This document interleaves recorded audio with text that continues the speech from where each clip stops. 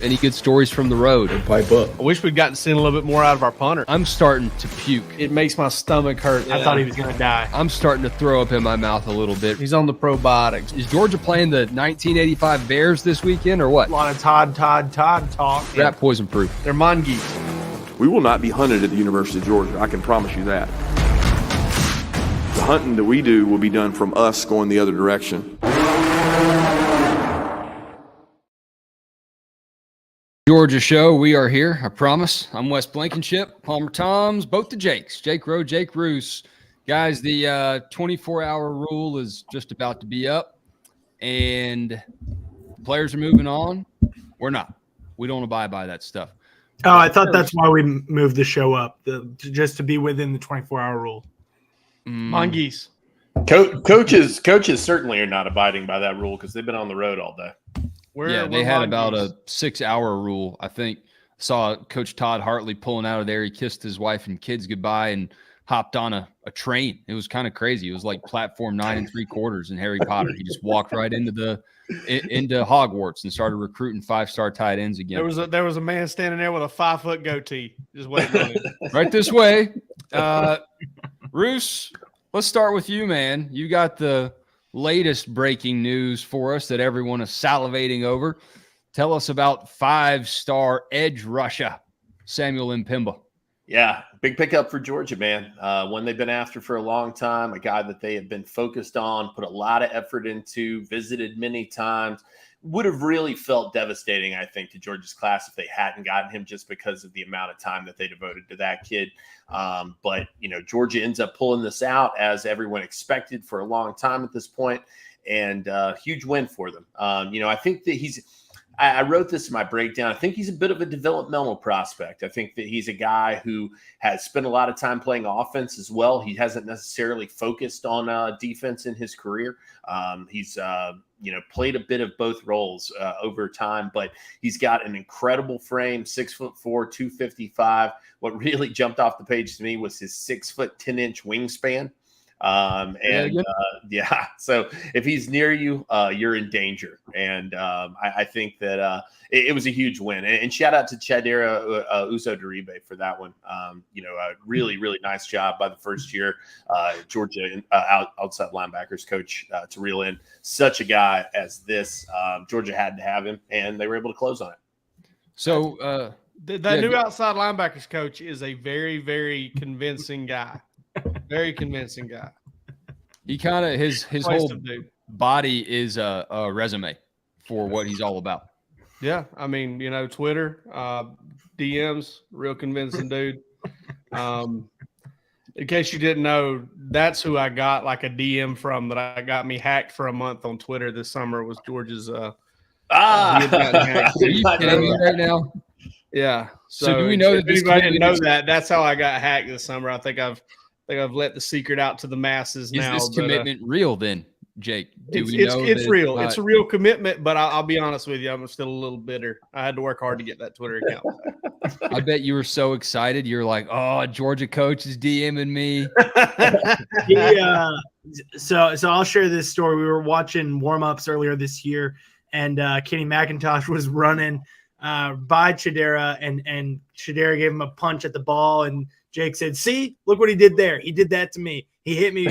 he hit me when I wasn't looking. I had my guard down, and he hit me." I invite all y'all to read the work of Jake Roos and Chad Simmons at DawgsHQ.com. Here's what you had on Mpimba today. The number 23 overall player in the 23 consensus, number 4 edge for the class. And here's what he said about Georgia. I consider myself a priority with just the amount I talk to them, how much of a relationship I develop with the guys from the staff to everybody. And we keep hearing about how awesome this Georgia staff is inside and out, whether it's with what they're doing on the field this year, knowing that they had to get after it with recruiting, and they continue to get it done with a lot of weird NIL transfer portal uncertainty swirling around them. How are they keeping that ship afloat so steady? I think other than winning everything that they do. Well, that's what it is. I mean, I think that ultimately it boils down to, listen, NIL is the hot button issue, especially now moving into this early signing period. I think that's what everybody's kind of got their eyes focused on, is how will it end up playing out, in the latter stages of this, the last 3 weeks leading up to this. I think Georgia has done a good job of selling, that there are NIL opportunities, certainly. But I don't know that that's been a main focus of the pitch. A lot of it's been about development. It's been about winning. And it's been about the idea that you can take your career here and then launch from here to go make millions and millions of dollars, rather than maybe do that up front and, try to, as some programs may be trying to do. I'm not pointing any fingers at anybody. Don't get me in trouble there. NFL is greater than NIL. That's the shirts that I don't know if they'll print. Maybe Breaking Tea will print those out and give me a penny for my thoughts there. But it's so true. And we see it obviously with last year's draft class, presumably with many draft classes to come. So let's take a look really quick at where the Dogs stack up in the team rankings for 2023. Obviously, Bama, still tough to beat, man. Say what you will about Nick Saban and the dynasty ending. Everyone's always so eager to do that. But King Nick still sitting up there, but there are the Dogs, just Uga's whisker away at number 2. Yeah, 1 full point behind, and that's not normally easy ground to make up. But Georgia's definitely in the hunt. There's no question, given the guys that they have on the board left to go after, and the guys that they're seeing right now, the guys that are potential flip candidates. I mean, they've got a lot of irons in the fire still to be determined, and I think that could shift it. Georgia with a very, very legitimate shot at number 1, as good as anybody out there, in my opinion. I mean, you got Deuce. The Deuce is loose, still out there. Robinson is still out there. I mean, it'll be interesting if he even makes it to campus. Big time baseball prospect there. And then what about Damon Wilson? Because I was over at our Ohio State board a little bit today. Saw one of their staffers had commented on Chad's story from today, and sounds like that might be kind of inching slowly in Georgia's direction here in the late stages before signing day. Yeah, you don't need to hear that if you're a dog. I really hesitate to make any predictions on Damon Wilson, because he's kept everybody guessing throughout this entire cycle. And I'm talking about not only about where he's going to go, like when is he going to do it? Right. But it sounds like he's really nearing that time. Chad mentioned on the board that this is a situation where you could see this maybe within the next week and a half, roughly, something like that. And Georgia, I think, is sitting in a really strong position. Ohio State's right there. And this is one of those, in my opinion, I think it's going to come down to, the 11th hour. He told Chad, and I encourage people to go check this story out from Chad, that he'd made his mind up. He knew where he wanted to go, and that he was solid in his mind as to where he wanted to be. I still think that, there's probably a feel that, and with everybody, right? That until the ink's dry, nothing's done. And so you can't base what's happening, I think, next Saturday or next Sunday, on what you're saying today in the world of recruiting. That's just not the world that we live in, unfortunately. But if things stand as they are, yeah, I think Georgia's in a really strong position. I think that they've got a great shot of pulling that one out.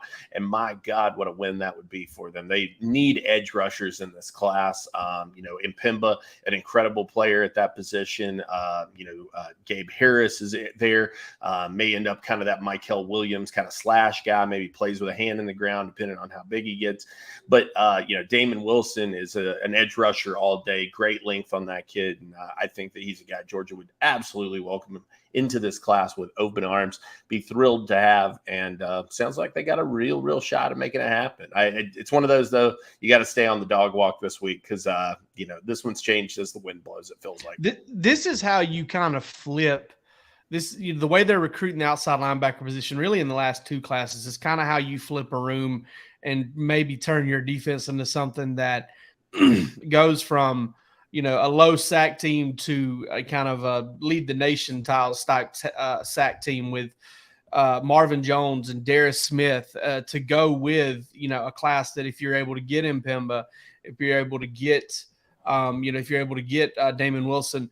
And then Gabe Harris, you talk about, him moving down and playing that 5 technique position. That's the same position that Michael Williams, Trayvon Walker, Jonathan Ledbetter, Malik Herring, all of those guys played that. None of those guys were edge guys first and then kind of slid down. They were all more thought of as defensive linemen, all, through and through. And so I think that's somewhere where Gabe Harris can provide some value. And Chad had some really good, things to say about him. So it really sounds like, Georgia's interior defensive line recruiting has been great. They've got a chance to close strong with this class. And now they're starting their inside linebacker recruiting has been lights out. Secondary recruiting has been lights out. Need some numbers at safety. It sounds like they're really getting honed in on that one area that kind of slipped a little bit there late under Dan Lanning. Give Dana Point over at DawgsHQ his due here. Okay, he called that one. He said it. Gina. Guna. Okay, he was right about that. He was. That's literally the only mistake Dan Lanning made at Georgia was like missing a couple cycles of bad evals and missed guys. But he was right about that. And Dan Lanning's still a great coach, and he's wrong about that. I'm curious. I am curious, Ro, how you feel about Darius Smith. I'll put that to the whole group. I mean, Darius Smith and Marvin Jones. I mean, coming out of high school, I thought Darius' dad may be watching. I thought Darius was one of the most intriguing prospects that Georgia had signed in some time. Just because I think from a pure raw ability standpoint, size standpoint, the intangibles that are all there. I think it's just about putting it all together. At the next level. I mean, Appling County to Georgia that's a big leap. I mean, they play good football down there at Baxley, but it ain't necessarily the SEC. Well, and what's going to be interesting with Darius is where exactly he ends up position-wise, because, this season he has been working with the secondary, even though they've had such a, short number of outside linebackers. So, I think he's a little bit of a hybrid player there where they can, because of that athleticism that you talk about, Roos, they can kind of find spots for him based on the needs that they have. And certainly outside linebacker seems like it's going to be a need here. But if you can hit on, Wilson and hit on Mpemba like you did today, or add somebody else in the class, maybe it's not as much of a problem and you can work him at star more so than you would at outside linebacker. I'm going to put together one of my man Palmer's plans here, because my man Palmer likes to plan stuff. No, seriously, I think that if you're looking at Darius Smith, his plan needs to be big off season, and at the very least try to get yourself in a role player role next year, like a third down pass rush role, something just to get yourself into that at the very least. I mean, I'm not saying I think he could do more than that. I love his frame. I love his athleticism. The fact that they're working him at DB just lets me know what they think about his athleticism. Leonard Floyd did that. He did. Adam Anderson did that. Walter Grant did that. And say what you want about Walter Grant, he's a really good athlete. He wasn't a great edge rusher. Probably was more of a better fit as an inside linebacker, a big inside linebacker, but very good athlete. And so I think that says a lot about what they think about him athletically. And then, I think he's got 2 big off seasons coming up in a row. This one's to try and get there. And then, by the time that off season comes before his junior year, or it may be a red shirt, sophomore year, I'm not real sure. I think he's planning on putting his hand in the dirt every single time with the intention to make a play and to make himself some money at the NFL level because that potential is there. But I think when you look at him and Marvin Jones and Samuel Mpemba and the ability to maybe get a Damon Wilson, you've really stocked that room.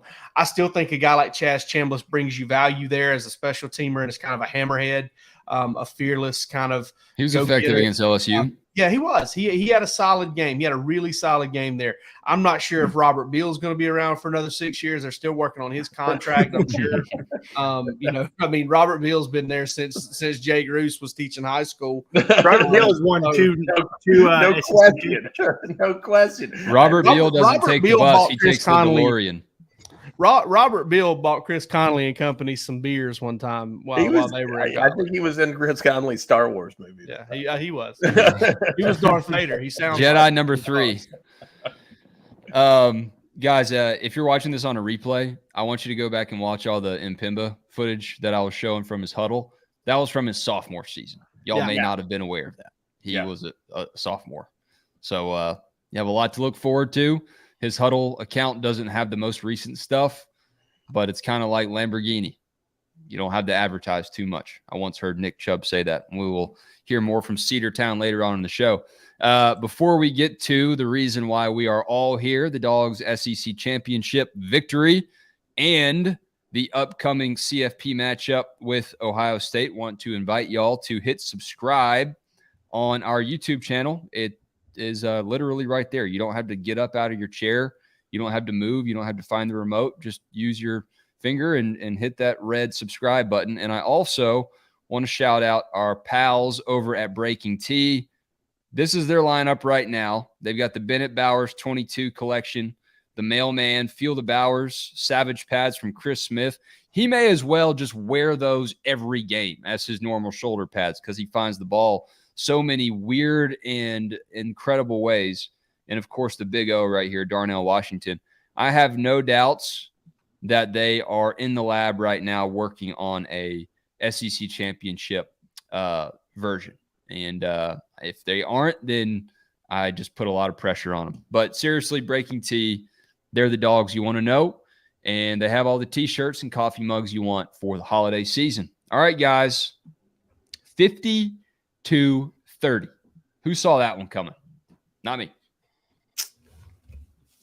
I mean, I had them covering, and I think a couple of us did, but I did not see it playing out that way.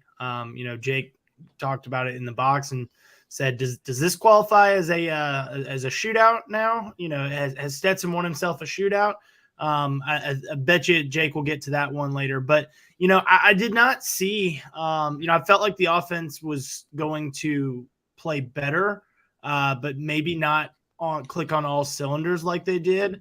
And then I expected more from the defense, and did think that the big hat for a big dog, baby. You laughing at the big hat.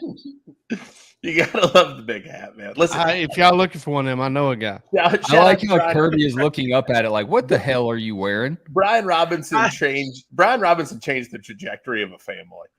I really, really wish that they had done the SEC championship hats as big hats, and maybe now national championship. Palmer, trust me, they'll be there for the national championship. They'll be there for the Super Bowl, and in 5 years, they'll be there for your 5-year-old nephew's soccer second place award ceremony. Let's put odds on this. Let's say the how many years is it going to take?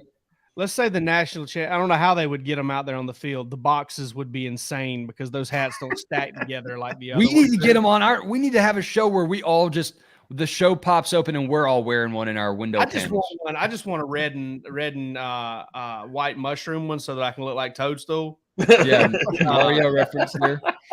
Because I think that's awesome. But no, I mean, let's imagine for a second they pull those out for the national championship game. All right.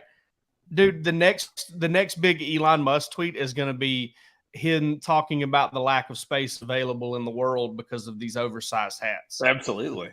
Yeah. Or big hat coin to the moon. Big big Doge hat. I mean, the dogs earned them, man. They earned big hats. They've earned big rings. I mean, you see me sending a tweet right now. Didn't realize I still had that pulled up. That could have been bad. No, but I mean, yeah, going back it's funny. It's funny because it's bigger than a normal hat. Yeah, what do you want? But I mean, going back to what I was saying, I thought the offense played well. I expected a little bit more out of the defense. They played incredibly well in that first half, and the response that they had to the opening touchdown from LSU was very impressive. To see them, they responded with forcing. I think it ended up being 3 straight 3-and-outs, maybe 4. Plus, they had the interception in there, the one that went off the LSU player's helmet. They forced a field goal and blocked it, of course, and we saw how that all played out. That field goal was after LSU had gotten down to the Georgia 5. So, Palmer, before we move on from that and just gloss over that, I want y'all to go. I didn't have time to cut the actual sound today. That's on me. But I want y'all to go and actually watch the 2 coaches' press conferences that we have up on our channel after the game. Listen to the difference between how Brian Kelly answers the question about that play and how Kirby Smart answers the question about that play. Brian Kelly, I'll give him credit, man. I learned a lot about that dude watching that post-game press conference. He is, if he doesn't have the SEC on notice, he should. After that game, after this team was just so persistent, the backup quarterback in Mercedes-Benz Stadium, I know the jokes write themselves, but he's got those Tigers down there in the right direction. But listen to what he said about that field goal and listen to what Kirby said. Kelly says, that's on me. We never practice that. We never look at that. That is 100% on my shoulders. I like that he owned up to it, but I'm even more impressed with the fact that Kirby Smart says, yeah, we look at that. We practice that every 3 weeks. And we had the experience in the national championship game when Jalen Carter blocked it. And he said, Quavon, was it? Who was it? Walker. Quay Walker almost messed it up.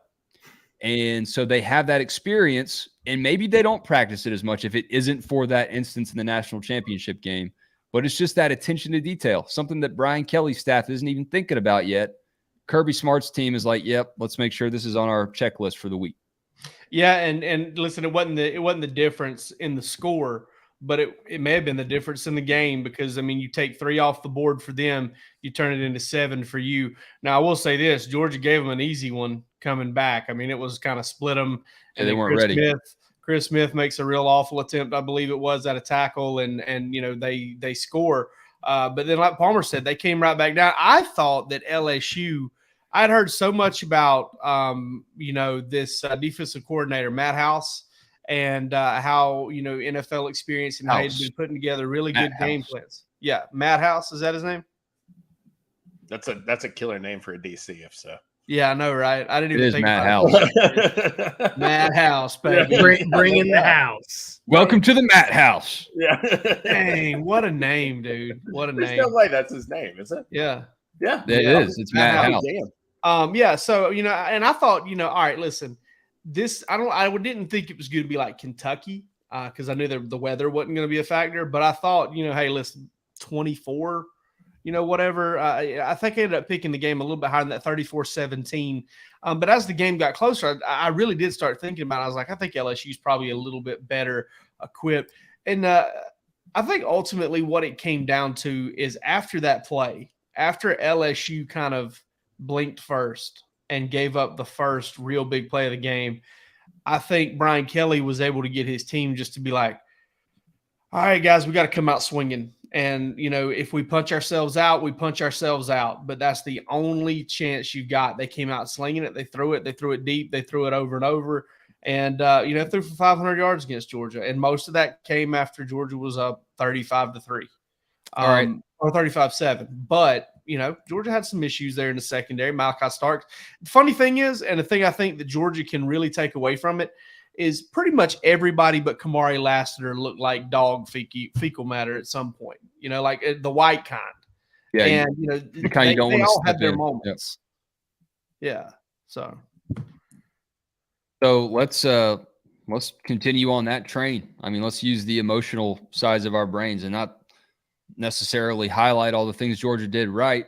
I think I've heard way more concern from Georgia fans today about those 500 yards, specifically about Keely Ringo, but it's never that simple, right? No, not at all. I mean, listen, there was a guy on Facebook, or it's not on Facebook, or Twitter earlier today, who had a comment about how Keely Ringo gave up 2 touchdowns.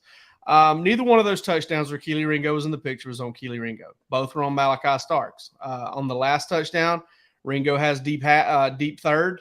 Malachi Starks has got deep middle. Other cornerbacks got other deep third. Well, the guy leaves Keely Ringo's zone to Malachi Starks' zone, who has jumped up 15 yards and touchdown. That's the way that worked. He was kind of passing him off to another zone with another guy coming at him. He was passing Malachi Starks off in a cover 2 for the other touchdown. And Starks was late getting over. Starks is still a freshman. LSU did some things to hold him and to confuse him a little bit. Probably wasn't the most focused game from him. He had another play where Keely Ringo was in trail technique and did that. Now, I say that also knowing that Keely Ringo missed a tackle about as bad as you can possibly miss one. He panicked on a ball in the air and gave up a PI, and they got some short stuff on him. As much off-man coverage as Keely Ringo plays, they're going to get some easy comeback routes and things of that nature. He also made some plays. He also, made a couple of plays where they took some shots at him, and he broke them up. I think it's going to take better effort overall and focus from the secondary. Kamari Lassiter played a really good game last night. I think probably one of the best I've seen him play this year. He got away with a PI. I felt like at one point. Javon Bullard toasted for the second week in a row, doing different things. And guys, when I say that, I'm not saying that trying to say, all right, well, this guy can't play or this.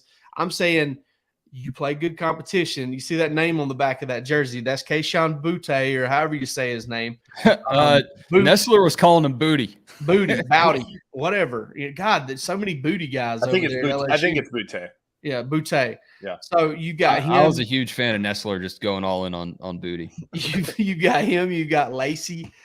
You've got the Taylor kid. That's Jason Taylor's son. You got so many different really good players. They're gonna make plays on you from time to time. Brian Thomas, another really good player there. Georgia went hard after him. I say that because when you play in this league, you're going to get got from time to time.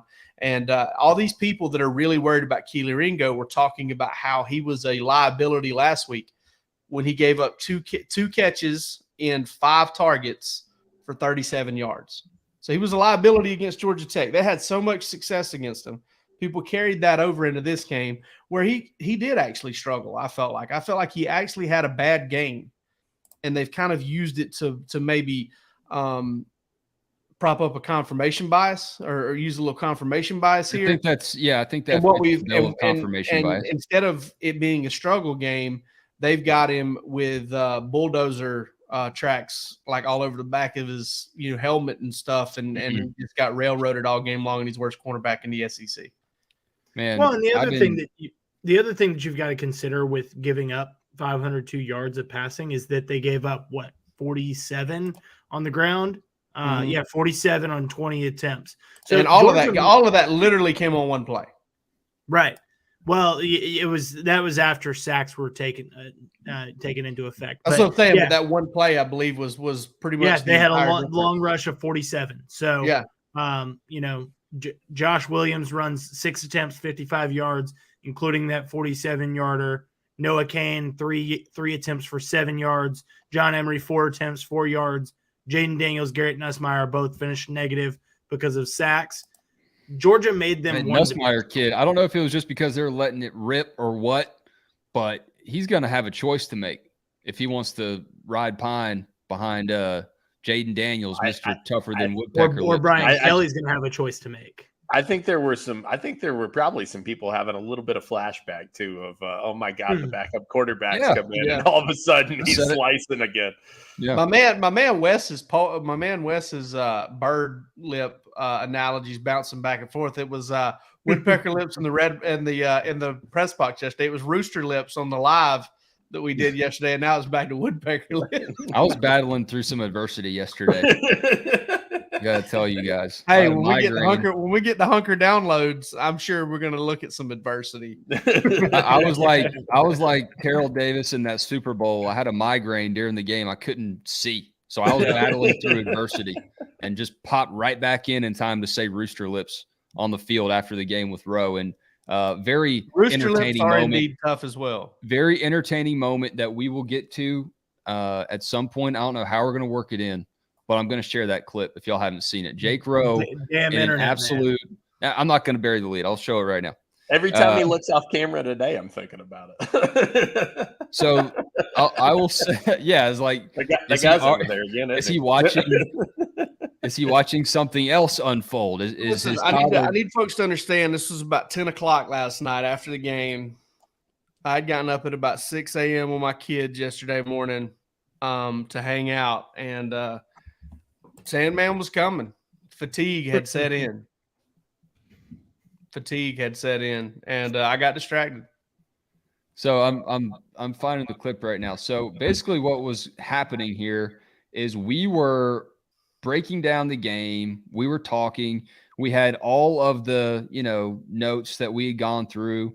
We'd hit all the high points, and when you're at a game of this magnitude and the Falcons share the stadium with you, so much going on. There's a lot going on. There's like leaf blowers for some reason. I don't even know why they have leaf blowers. There's not even leaves inside the building for all the trash, of course.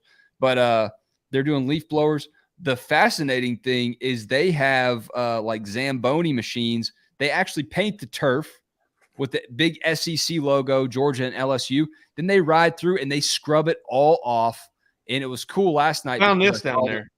Yeah, and they're using the stencils. Prosecco, I believe. Yeah, you found some booze. Yeah, that was part of the equation too. It may grow up if you need a souvenir from the field. Yeah. Yeah, he lost his national championship confetti, but at least he's got his SEC championship Prosecco cork. That's right, baby. All right, I'm going to get Mary Beth Smart to sign this for me. So we're watching all this unfold, and I make this I feel like is a pretty coherent point about the offense and all the weapons. Yes, you killed it, dude. That's a good point. You're coming in like you killed it before this. Pro. You got it.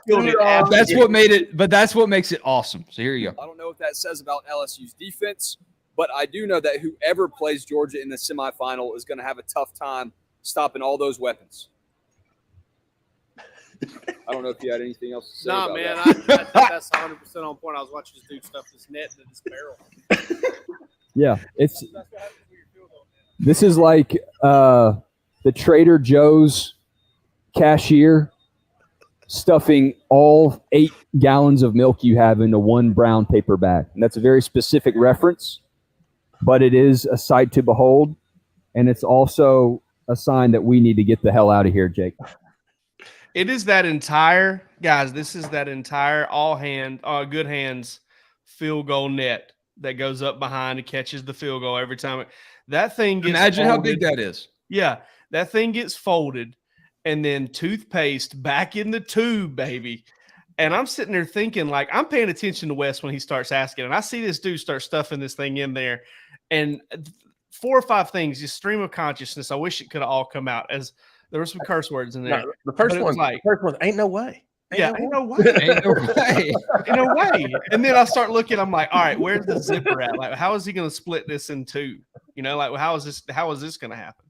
And he doesn't do it. And I was like, where's the other barrel? If he's going to split it in 2, where's the other barrel? Like, I'm thinking about all of that. And then all of a sudden I hear Wes over there finish making a point, and you see my eyes dart over like, oh God, he just asked me a question. Game recognized game. And that was I'm like, all right, if I'll just sit here and if I'll be still for a minute, he'll say something else to me and it'll kind of jog my memory as to what's going on here. And I didn't. I just said I don't know if you have anything else you want to say about that. Did you know where you were, or were you so mesmerized by the field goal net that you were like, I'm dreaming? I'll tell you what I'm wondering. Didn't know you were on camera. I know by your reaction that you did not know that you were about to be asked a question. You were involved in an interview. I know it. I know that reaction. I'll make this short, but this is a similar thing that happened to me when I was in grad school, and I was just breaking into this business. And I was in a grad school class, and Georgia had gotten a commitment from Steven Nelson. All right, Steven Nelson went on to play at Oregon State. He was at College of Sequoias in California. Went on to play at Oregon State, played in the NFL with the Kansas City Chiefs. Think he might have won a Super Bowl. He was a really good player. Georgia ended up losing him in that class, but he committed, and his phone number was on his huddle profile. So I step out of a grad school class, and I call him, start typing up the commitment story. We're doing like roundtable discussion. Teacher calls on me, and I'm like, oh, yeah, go ahead. Somebody else, she goes, no, what do you think about it? I don't have anything to say. It's not my turn to speak. And she goes, it is your turn to speak. I was like, pass. And that's not how they expect you to act in a grad school class. No, it's not. I just wanted to get us to 15 minutes. That's all I wanted to do. As Jake Roos told me about that video last night at past 11 o'clock when we were both just howling, laughing at it, there's an irreverence with which you live your life that is as Palmer calls me, out of pocket sometimes, and that's that irreverence, I guess, kind of coming up. But I just lost my train of thought, boys. I was tired. I just wanted to get us to 15 minutes. People looking the other way. And I see the timer. All right, we're down there like 14:30, 14:31. I'm like, come on, Jake, you got it. Let's get to 15. And he's just blanked out. I'm wondering, is that the guy's only job? Is he a specialist? Is he like, hey, it's calling the net guy. We got to get him in. Hey, he's the only one that can get that net in that 55-gallon meth barrel. We had no idea how close we were to greatness. That's also a good question. That barrel is the kind of barrel that Jesse Pinkman and Walter White was. And that Clemens dude used to use that acid. And the moment you had with this and the intrigue that's around this now, this College Game Day needs a segment on the barrel guy. Yeah, they had the Florida State redhead dude. What was his name? Gentle Ginger. Who was it? The ball boy. Yeah, the FSU guy. Red Lightning. Yeah. Red Lightning. Red Lightning. I Yeah. thought it was Ginger Snap. No, that was Joe Cox. Was the Ginger Ninja. That's right.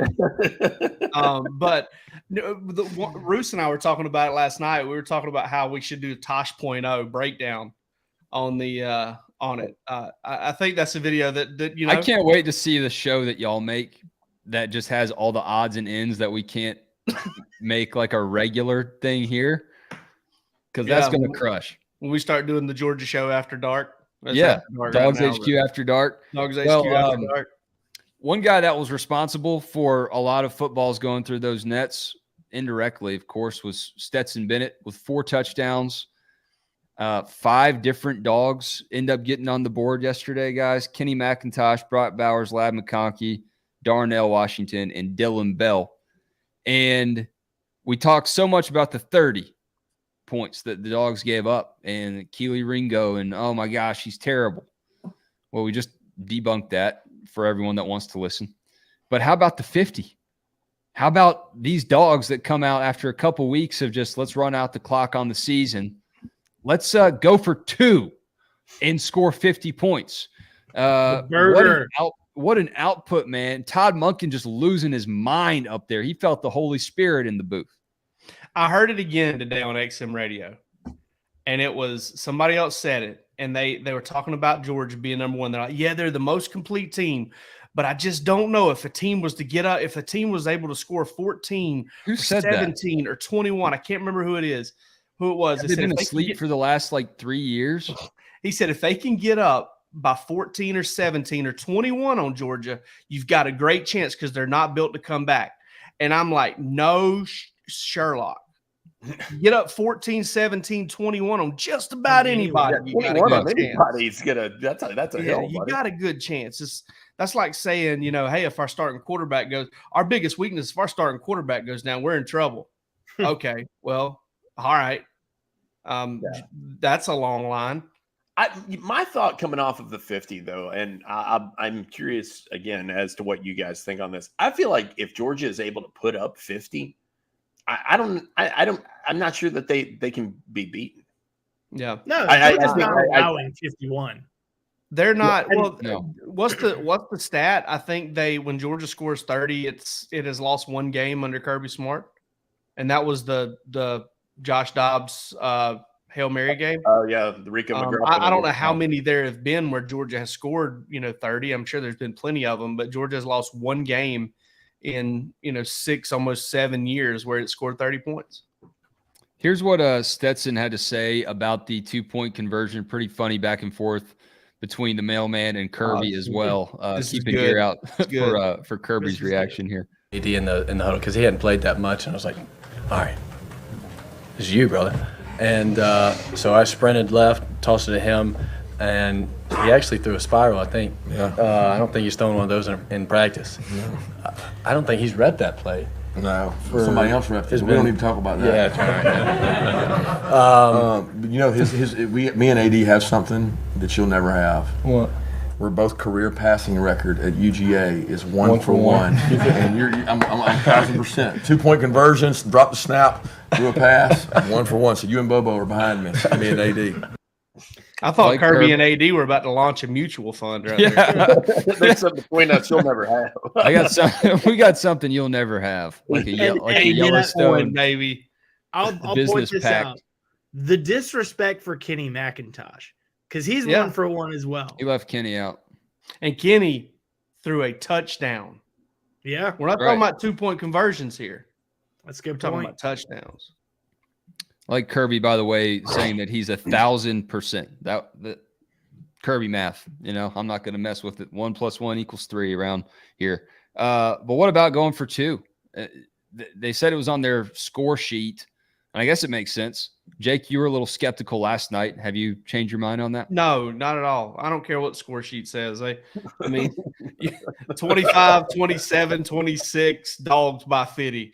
It don't matter. I mean, I wish I had a cigarette to hang out the corner of my mouth right now. I mean, it doesn't matter, man. There was an objective to that. And I don't think it was to be classless or to embarrass LSU. I just think there was an objective to it. There's something they're going to do off of it in short yardage or in the red zone or something. I honestly, listening to that clip and kind of hearing that last part from Kirby again, I wonder if there's another guy that they want to rep doing that, whether it's Arian Smith or something like that to scare him a little bit more. Maybe Kirby's trying to keep it under there, or maybe he's just trying to – maybe he knows there's extra time, right? There's extra time that they can – the stuff can be worked on, but you just want to show them, because when you show them a specific trick play, you also can get a coaching staff, and I don't think this helps you win. It's just kind of a mild annoyance. It's like leaving my clothes in my wife's walkway or something whenever she's trying to get ready in the morning in the dark. Just to bother somebody. If I did that, you do that on purpose? I don't do that, no. But if I did, if I wanted to, that's what I do. Just pranking his wife. It's not going to change anything. It's not going to cause her to divorce me, but it is going to, cause some inconvenience. And I think that's more than anything what it is, because you can get them chasing ghosts. They start seeing this little end around Philly special looking past, and then they think about the real Philly special. Then they think about some other stuff, and they start looking back at all of your film and all of your different trick plays. And, then they start trying to practice those too. And the next thing you know, they've spent, 7 days practicing, and they put in no game plan, and you beat them to death. So the point you brought up about putting things on tape kind of jives a little bit with Kirby's interaction there with Stetson. And I almost wonder if they planted that on purpose. I've got like one tinfoil hat moment a show right now. It's kind of my rate. Did Stetson bring that up on purpose in the press conference to double down on the mystique behind some of this trickiness near the goal line? Well, can we call this Carbonon? Carbonon? Ugga's real name is Q, so we can just call him QAnon. Ugganon. So what I'll add to that is that Kirby did say that there's this notion out there, hey, maybe we should have saved it, maybe we shouldn't have put it on tape. And he said, ultimately, you plays aren't meant to be saved. You run them when you need them, and he felt like they needed that because of the momentum that LSU had and the offensive success they were having in the second half. He felt like that they needed to go get those 2 extra points. I don't know that it really, the sheet said it. I don't know the difference there. I mean, 25 is a 4-score game, 27, 26, all 4-score games. But yeah, I mean, he did talk about the idea that some people are like, hey, maybe you should save that. And he kind of said, screw it. We're doing it. Screw y'all's what he did. He did say you don't save plays, but that's horse crap. I mean, they save plays. I think I've actually heard him say we had something there, but we didn't want to show it yet or something like that. They hold back plays. I mean, I think the real conspiracy here might be that he just really wanted to piss LSU off and get them to keep throwing at that Georgia secondary so he could kind of, put some fingers in some faces. Now you're that talking, is Jake. a galaxy brain take there, Jake. This is how we get things started. Mean Mug and Mutt encouraged me, by the way. He says he loves conspiracy theory, Wes. You are the only person on the planet. All right, dog stocks. I'll stock up on Removing myself from the call. Stock up on Cedartown, Chubbtown. They are going to state. They beat the local North Oconee Titans, so that is not good for the place where I actually live. But I have this T-shirt. I don't have a North Oconee T-shirt, and sorry to David Pollock and everything he's got going on over there. He's an assistant coach, which is kind of crazy. His team went down. Great season for the Titans, nonetheless. But Cedartown, stock up, going to the state championship game. An elite quadrant, by the way, going into the semifinals on that side of the bracket. You had Cedartown taking on Bainbridge, so Chubb taking on Kirby, and then you had Lindsey Scott's Wayne County taking on North Oconee. So a lot of Dogs greatness in the high school brackets. I know y'all are keeping up with that in the state of Georgia, but congrats to Nick Chubb's Bulldogs. Had a decent day today. Running the rock. Sorry if he was on your fantasy team, though. He didn't get into the end zone. He actually got tackled for a safety, I do believe. Yeah, that was also pretty bad. Got into the end zone there. Wrong direction. Yeah, wrong end zone.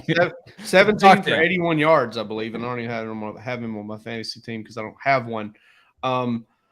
Listen, I want to I want to do dog stocks on. Sorry, I don't want to keep the segment straight. I always have to ask. It doesn't matter. Everyone knows what's going on. I always have to ask. You know, I mean, it's I pay about as much attention, I guess, as I did during that video. Stock up on a VC Prosecco. No, stock up on the transfer portal because tomorrow's the day. People are going to enter. We're going to have some notes over at DawgsHQ tomorrow. We've already had some over at DawgsHQ. The Bulldogs are in the market at receiver. I think they're going to be in the market at some other positions. You know, they're going to look good. They're going to go after guys. And man, I got to tell you, one of the things that has impressed me the most about Kirby Smart in his 7 years as Georgia's head coach, it's not the titles. It's not, and that's impressive. It's not the recruiting. It's not the organization. I got to give the guys some credit because there's some BS from time to time. Like, you know, A.D. Mitchell could have went back in the game, didn't come back forever. David Marshall's day-to-day, and he's out for 7 months, okay? He does that to us every now and then. But when he was asked about not taking players from the portal, somebody framed the question in such a way that it was like, you know, you made the choice to keep this team together and to not go – he's like, and he was basically like, no, hold on, wait a minute. We went after guys in the portal. We didn't get them. And – you know, I think that, you know, him coming out and saying that yesterday, I got to give him a lot of credit for that. And I do think Georgia's going to be back in the portal, back trying to get guys this year. I think wide receiver is a big position to watch out for. There's some good ones in there. You know, we've already had a note, I think, on at least 3 wideouts that we think Georgia is going to get involved in, that they're going to at least kick the tires in. I don't know about the kid from Georgia Tech, if he decided to come back out of the transfer portal when Brent Key went there or not. I don't know what his status is. But I do know that we'll have another name to bring up to you tomorrow morning over at DawgsHQ, and maybe more than one name, plus some injury notes, what we're hearing on that front, and Lab McConkey, Warren McClendon. Early signs are very good on both guys, and that both will be back for the playoff. But that transfer portal is about to about to really catch fire, and I wouldn't be surprised if Georgia if you put the over under at 3, I would take the over this year that Georgia will take 3 guys from the portal or more. What's our timeline? What are we looking at? What should people expect? Is it just random or do you guys expect? I know we haven't really been through too many of these. Do you expect dominoes to just kind of fall pretty quickly? Well, or if you don't know, I mean, that's totally it's tough because of visits, too. right? Like, our guys going to want to try and visit. Well, if they hit the portal this weekend, then they can visit. If they hit the portal Monday, they can visit this weekend. Roos, are they subject to dead period and stuff like that, or can they do what they want to do? I assume they're dead. I assume they're subject to dead period. I think everybody is for the most part. So I mean, obviously they could come on their own dime and look around and probably bump into a coach and something like that. You know? Sure. Well, and you know, the other thing too, and Georgia's going to have to be. It's going to be interesting to see how Georgia handles this. Georgia held a lot of official visits over this summer. So there's a limited number of those available. You can only use so many of those in a year. So they've got to be very judicious moving forward here in these last couple weeks of how they want to spend those. So it can be interesting to see. Can you use those on a transfer portal recruit? Oh yeah, 100%. Yeah, absolutely. But there's, like I said, there's a limited number of those available, just in general. So Georgia spent a lot of those this summer. I think they're going to have to be. I think it'll be very interesting to see how they're able to. I think there's more than 30, Palmer. I think it might be 50. Okay, I think so as well. I don't know where I got that 30 number from. Yeah, they give a lot of OVs to guys that they don't end up getting. I mean, they had Alex Leatherwood in a few years ago and then let him go to Atlanta to watch the SEC championship game and come back to his official visit, for crying out loud. So Jake talks about him being judicious with him. I don't know that they're very judicious. No. I'm saying he gave me one. Hey, you want to come? I'm saying in these next couple of weeks, they're going to have to be judicious on who they spend them on, because I don't think that they've got just a ton of those left based on the numbers that they did this summer. Somebody brought up Dan Jackson being back for Ohio State. I did check on that today. Chris P. is the guy who brought that up. Will Dan Jackson be back for Ohio State? I wanted to hit this question while I saw it, Wes. Right now, I don't think so, but I'm not ruling it out completely. I wouldn't bet on it right now, but I think there's a shot. But yeah, you did ask a couple weeks ago about Nolan Smith too, in case anyone missed that. Kirby brushed that off like it was not possible. I had heard from a pretty good source that Nolan would try to come back, and that there was like an outside shot. Kirby shot that down pretty quick. I've got no reason not to believe him other than the millions of other lies he's told about other injuries. Just giving the man all the props in the world about being. He hasn't told a million lies, but he has been tough to deal with this year as far as injuries and Hey, it's HIPAA, man. It's HIPAA. Yeah, he's just looking out for him. Yeah, I ain't asking for the kid's X-ray, Kirby. I just want to know if he's practicing. Here's my my whole theory on that. I understand. You want to visit Athens. Who doesn't want to visit Athens and all the fun that comes with one of those great visits? You are just worshipped, right? I got to think that a lot of these guys already know Kirby just based on how much importance he places on these relationships. You see him after a game, he's talking to as many opponents' players as he is his own team. Well, and he talked about that a little bit today when talking about the transfer portal, that, you've got to – he was asked, why is it that you why is it that you try to build your program around your high school recruiting as opposed to filling those needs with transfer portal guys? And, like Jake said, it's not that they don't want to address the needs with transfer portal guys. It's just that they missed on them this past year, and that's how they ended up over. But he said, the reason that the high school recruiting is so important is you establish those relationships not only for the guys that could come, and do come, but maybe you get them the second time around. You want to have a good relationship. Well, that's why I think it fits smart so well, and obviously other coaches do it too. But I almost feel like he's been that way. It's just kind of how he's wired since before the transfer portal was even a thing. Well, and some of the assessments that they're making on these transfer portal guys aren't just based off of the college film. It's based off of, hey, were we interested in high school? Was this a kid that we felt fit our program then? And if he fit it then, does he fit it now? But I do think that there's a chance that they're probably ruling some guys out based on, relationship that they may or may not have had during high school, and not a weaker relationship than it was, now.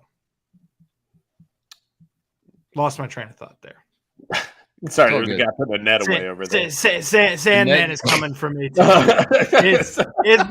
It's been a long day, guys. The net guy's visiting Palmer. I've been sitting in this chair looking at these two screens since before the playoff announcements came out. I was thinking about that earlier. I was like, man, I'm gonna hit the hay here soon. All right, well, let's stay focused on this show. Dog stocks. Someone say something about Ohio State. All right, so CFP matchup, the committee, something. Yeah, I mean, I'm going to go stock up on Stetson Bennett. and his Heisman chances. And I think that when you talk about this matchup, you're talking about a guy that, with Ohio State. This feels like insider trading. I'm just saying. No. Call the SEC. This man has already seen a Heisman ballot. I'm just saying. Can neither confirm nor deny that one. But no, Jake left his laptop open, and I typed in Dan Jackson. Sorry. Yeah, Wes typed in one of his Coffee Town players. Yeah, I put in Reptile Henderson. Stock up on Stetson and his Heisman chances. I think that that they are going to have 4 players as finalists, and I think that a showing like he had yesterday is going to get him on ballots. It catches the attention of the country, because you look around at the other people that are contending for that. A lot of them are coming off of losses. There's something to be said about a guy that just wins. Jake, did you say DJ Khaled was singing about Stetson because all he does is win? No, I didn't say kind of what he said. No, somebody else said that. Then. No, I said you said something else. I do remember. He said something else. I said something politically charged. Yeah, you did. I thought you said DJ Khaled as well, but I think that there's something to be said about somebody that just wins. And Caleb Williams is coming off of a loss. Max Duggan is coming off of a loss. Hendon Hooker lost his last game out. Drake May is coming off of a loss. Bryce Young lost twice this season, and that's a knock on his stature there. CJ Stroud coming off of a loss. So there's something to be said about Stetson and his ability to win. But there's your tie-in. He's got the most important stat you could have in the stat sheet. 13 dubs. wins. 13 dubs. So there's your tie-in to Ohio State. A brief mention of CJ Stroud, their Heisman hopeful, and a Heisman finalist last year. All right, Roos, what you got? Well, mine's not necessarily dogs, but it's college football, and I'm going to say stock up on the Colorado Buffaloes. I'm excited. Hell yeah. I'm excited. I'm thrilled. I think that it's going to be fun no matter what happens. Do I think Deion Sanders is going to be the next Nick Saban? I don't know. I probably not if I were guessing, but at the same time, is Colorado suddenly more relevant than they have been in 30 years? Absolutely. And I think that that's good for everybody. I think it's exciting to see. I'm really intrigued to see how all of this plays out, because I think that it opens a lot of doors, a lot of paths for unconventional candidates. And overall, I think it's cool for the game. I think Prime's fun wherever he's been.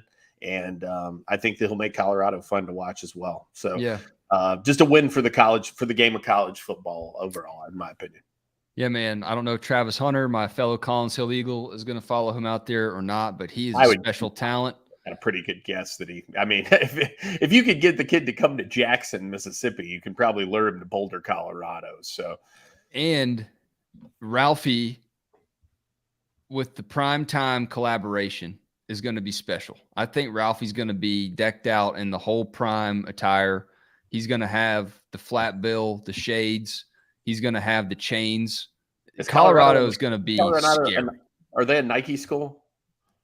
They got to be, right. He's going to have a branded thing on a windbreaker, a branded saddle on that buffalo or something. I can't wait for it, man. It's going to be electric. It's great. I think it's fun. They are a Nike school. Yeah, there you go. I think it'll be anyway. I think it's just exciting. Nothing to do with Georgia, but overall, very, very fun to watch. I was surprised by the pick. I didn't think it would be Colorado personally. Of all the available names that we heard mentioned, I thought Colorado was maybe not the one that I would have picked. But where would you have picked, Bruce? USF. Because I would have picked Cincinnati. No, I think the pressure is so much lesser at USF, and the recruiting base is so much better in Florida. If you draw a 200-mile radius outside of the Tampa area, you're talking about some of the top high school talent in anywhere in this country. That's not the case at Boulder, Colorado. That's not the case in Cincinnati in terms of concentration of players available. And so in my opinion, that would have made it easier on him. And like I said, the expectations at USF, in my opinion, at this point, bargain basement right now. Not that Colorado's are huge by any stretch of the imagination, but there's Ryan Day. I guess he's tangentially related to our conversation. See, my I'm playing you off the stage because Jake is about to fall asleep. No, not at all. I actually had a little thing in here because I was thinking Cincinnati as well because Mark D'Antonio, Butch Jones, Brian Kelly, Tommy Tuberville, Fickle. Tommy Tubbs didn't do all that great. But I mean, this just guy after guy after guy's had a lot of success there. And they're moving to Power 5 next year. I mean, to me, that's you've got a chance to win a Power 5 with that area, which the state of Ohio, not Ohio State, is a very talented area. Not as talented as South Florida, but it's you have a recruiting area. There is a pipeline there, and the name Deion Sanders should be able to attract. In my mind, would be able to attract players like a Travis Hunter, for example, to come play at a school like Cincinnati, where you could have a Power 5 playing in a Power 5 conference. Win the Power 5 conference. You're in this new playoff era. You're gonna be in. You've got a decent chance for a bye. I mean, you've got a 66% chance you're getting a bye if you can win your conference. To me, Cincinnati was the best fit of the ones, because I don't know that Colorado is a great fit, because Colorado's in an interesting situation though, because of the power void that's going to be created when USC leaves that conference, and suddenly you've still got Oregon, you've still got Utah. I mean, maybe he feels like. But what happens is, without doing a thing, you a couple of those little floaters get taken out and you get closer to the top. Like, without having to do a single thing, you fly up 2 spots immediately. Yeah. You become a bigger fish. And that definitely helps. Yep. So I did have Ryan Day on the screen here, and we got to touch on the committee's decision in Ohio State. We're kind of going back and forth on what happens if TCU does what TCU did, and Georgia ends up facing this mysterious 4th seed. We didn't know if the committee would want to avoid the Big Ten rematch right away, or if they just would say, screw it, let's just get right to it. And ultimately, we saw what the committee wants to do. The committee's going to do whatever the hell it wants. Yeah, and I'll chime in here because I thought a lot about this one, because originally, I was in that boat of, I think that they should.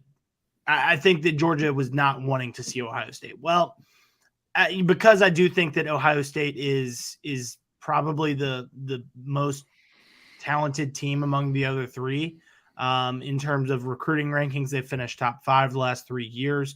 That they can go toe-to-toe on a talent level with Georgia more so than Michigan or TCU can. But because of that, you've now got a month to prepare for the most talented team that you could see, playing them in your backyard. I think that all bodes well for Georgia. And obviously, Ohio State has a month to prepare as well. They've got a month plus a week because they were able to get healthy last week, not having to prepare for a conference championship. But I don't know. To me, I think that the fact that you're playing them in Atlanta and you've got a month to prepare for them, you can knock that out. And odds are, I think Ohio State would have won against a TCU. And I thought that they would beat Michigan the first go around. Obviously, that didn't happen. But, we've seen how rematches can play out over here. And so, let's say they do win that, and Georgia would have, in this hypothetical world where Georgia beats they end up having a week to prepare for a team that's just as talented as they are, more so less. Well, than did Georgia get punished though for being the number one team? I mean, I don't think so. I don't think so at all. I mean, you got an Ohio State team here. I know everybody's wanting to crown them like, Georgia's biggest problem and the stumbling block and the team that can take down Georgia. And they may be right. Georgia may go out there and not play very well, but Georgia plays well. It's going to beat anybody it plays in college football. I think they've done enough at this point in the year, 5 ranked wins, where they have convinced you that they will beat your pants off if they play their A game. Y'all listen, Ohio State's going to play well. I feel like, they've got some motivation here, some motivation that Georgia fans should know something about.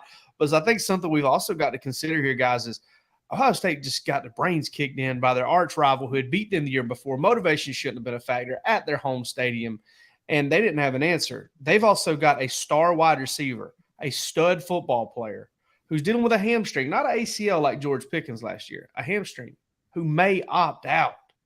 Jackson Smith and Jigba may opt out. When Ryan Day was talking, and I tweeted this a few years ago. I'm not going to waste the energy to go find it. I'm not really in the hot take business. I don't care. I just don't care about being right down the road and in the future. But I just wondered out loud, how long is it going to be until we see someone opt out of a college football playoff, semifinal, or national championship game? And people said it would never happen. I don't think it was that absurd then, and I definitely don't think it's absurd now. All it took, it wasn't the playoff that made guys start opting out anyway. I love how that got blamed just because of the timing of it. So they would be doing it right now if we were doing the BCS. It's all it took was one guy breaking that line, doing it, and the NFL saying, we don't care. Now this is new territory. This is a guy that he may opt out on his team to protect his future interests while they've got a chance to win a championship. And I don't know how NFL teams will think about it. I'm guessing they'll probably be fine with it. But I think it's another frontier that, you do it. And then if he does it, then some other players are going to do it. George Pickens could have done it last year. George Pickens didn't do it. He made a big play for Georgia in the national championship game to help them win that game. And I want to say, Mean Mug and Mutt said he loves my confidence. This is where it comes from. I don't know that Georgia's going to play its best football. I think it will. And I think Georgia's, when you start talking about Georgia's A-plus game can basically beat anybody's A-plus game in the country, then, there's a sliding scale there. And Georgia's got some margin for error that a lot of teams don't. But I think Georgia can make Ohio State one-dimensional. I think Georgia can get after the quarterback. I think Georgia can, with that amount of time to prepare, can get ready. And I think Georgia can, and I'm talking about the South Carolina cornerback when I say this, can pull the Cam Smith dance if it can beat Ohio State and Michigan, and it can drop its nuts, because that would be the ultimate SEC, SEC Big Ten champs when y'all want to go into an SEC Big Ten world. Yeah, that would be like a Frankensteiner. Of all Frankensteiners, if Georgia could just do it to the whole Big Ten, beat their best 2 teams in the playoff to win a national championship, that would, Stetson Bennett might break the Big Ten. I know we're getting wild here, but yeah, Stetson Bennett might break the Big Ten if he gets an opportunity.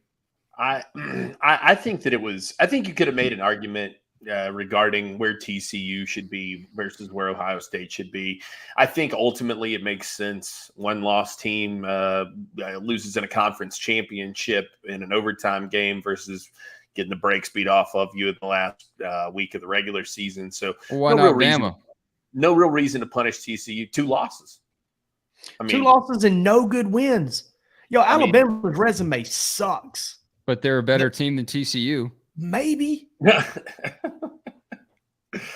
I think barely a better team than Texas. I think they got it right. They can justify it, and you better believe that there was some heavy mental masturbation going on in that room about the prospect of an Ohio State-Michigan national championship. Oh man, how that could set up those guys. I'll tell you one thing that's not outrageous, and I'll credit the Andy Staples show. They did a great job breaking this one down as soon as it happened today. Big fan of their work.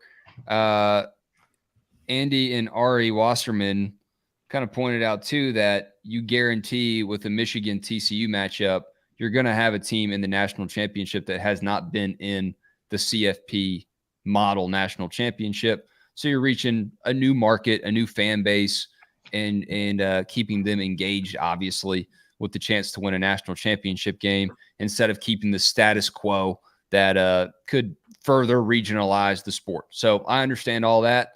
I think Travis Rockhold, my buddy, asked me last night, big Ohio State guy, are Georgia fans more scared, or would Georgia fans rather play, is what he said. Would they rather play TCU? Would they rather play Ohio State? And I think Georgia fans would rather beat Ohio State. But I think Georgia fans at the end of the day right now have a lot of the same confidence that Jake Rowe does. Let's play whoever you got. Let's play Michigan in the semifinal again. Let's play anybody anywhere. Michigan in the national championship. Let's play them. This is how you win championships, by beating good football teams. And anywhere, anybody, anywhere. Georgia's got a chance to have 7. Robbie Dodson's head is on Jake's shoulders. That's cracking me up. All right, sorry. Oh. I did look down there. I was like, man, who the hell is that? But no, Georgia's, I mean, this is what you sign up for to win championships. Georgia's got a chance to get 7 ranked wins this year. 7. You know, we were looking at that Georgia schedule. Y'all remember September? Oh, it's garbage. Early October, we're like, oh, God. And then all of a sudden, Tennessee, Mississippi State, Kentucky, and South Carolina gets good, and Oregon's playing well, and Georgia, if it wins a national championship, 15-0 with roughly half of its schedule, in the top 25, we'll probably be in that top 25, at least 6 of them, I would imagine. Yeah, and, it's crazy how the schedule shapes out that way. It does. It's always last year it was a little stronger than I thought it was going to be. And still wasn't, super strong. And, it seems like you look back and you find out that, hey, that team that Georgia kind of pantsed in front of everybody, they actually turned out to be pretty good. And Georgia beat a pretty good team that day. And then that team starts barking about how Georgia doesn't want to play them again, Bo Nix. And you lose 2 extra games and you don't get to play Georgia again. So, for me, it's just not a whole lot of confidence. More, it's just evidence based. I mean, how many times you got to see Georgia play a good football team and just kind of, toy with them while slapping them around? And it's just the way this team is put together. And I don't know. Maybe one day I'll write a book about it. If they win 3 in a row, I'll definitely write a book about it. I'm going to dig into this connection thing because. I passed it off. I told you guys, me and Dean Legge from Dog Post were talking about it when they first brought it up. And it was just sounded like another thing. And I honestly believe it is the gasoline to the sports car that is Georgia right now. Actually, it's more like the diesel to an F-350, but it is what it is. Yeah, it's more of an F-150 kind of deal. Duramax. Sure. I'm sorry. I don't want to mess. I don't want to cause any problems with Jake Russo here. This Duramax. We're not big Ford people over here. It's a Silverado King Ranch edition. Guys, you just crossed up 2 trucks there, man. I'm a Chevy guy. There is a guy in the comments losing his shit right now because you just did that. Just fuming. I love get you one of them Silverado King Ranch Laramie Bighorns. We've gone off the rails. Oh God, Speak for yourself. We're delirious. Speak for yourself, Palmer Toms. Guys, we've gone way too long, but big 5-star commitment, SEC championship, and a college football playoff semifinal destination kind of warrant a lot of flapping of the gums and a lot of conversations about stuffing field goal nets into barrels. And we had all that on the show tonight. Please hit subscribe if you don't already. A lot of eyeballs on this one tonight, understandably so. Appreciate the Ohio State presence as well. I know we have a lot to talk about in this matchup specifically, but for tonight, still pretty fun to look back on that confetti that is hanging around these dogs right now. They picked up some confetti in Indy. They got some in Atlanta, and they want to pick up some more in LA this postseason. So much more to come, much more recruitment talk, Crootin, Crootin, coming up this month for sure with Jake Roos and the gang, and the transfer portal as well, as Jake Rowe mentioned. you got to look alive around here in these parts in these days. There are no opportunities to rest in Power 5 college football, and especially not for the Dogs. That means we're not resting either here at DawgsHQ. Thanks for joining us tonight. Y'all have a great week. We will be back live later on this week, Wednesday, our typical show. So hit us up then and hit subscribe, follow, all that good stuff if you're catching us on a replay on YouTube, Apple, and Spotify. Thanks as always. Peace.